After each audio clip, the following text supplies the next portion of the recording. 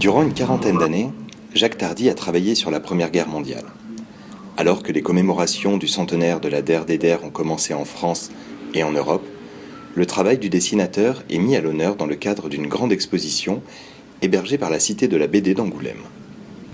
Véritable écho à son histoire personnelle, Jacques Tardy s'est consacré à ce pan de l'histoire avec le concours de l'historien Jean-Pierre Vernet, spécialiste de la guerre de 14-18.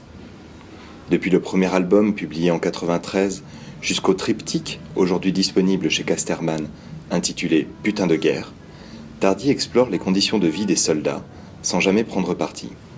Il raconte avec horreur, naïveté, sincérité, le quotidien d'un conflit qui ne devait pas durer.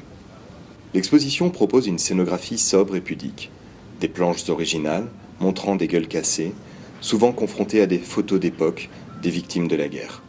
On laisse alors aux visiteurs le soin de découvrir un terrible parcours. Un hommage poignant aux quelques 18 millions de victimes de la guerre, autant qu'aux blessés, aux mutilés et aux déserteurs qui ont préféré fuir le conflit. Rien n'est dissimulé, de l'enthousiasme des premières heures aux cadavres jonchant le sol, en passant par les trahisons ou les suicides. Une minutie remarquable qui montre combien l'effroyable guerre a pu hanter le dessinateur. L'exposition sera, elle, ouverte au public jusqu'au 8 mars. Puisque les hommes sont des sauvages qui renient le mot fraternité, femme debout, femme à l'ouvrage, il faut sauver l'humanité.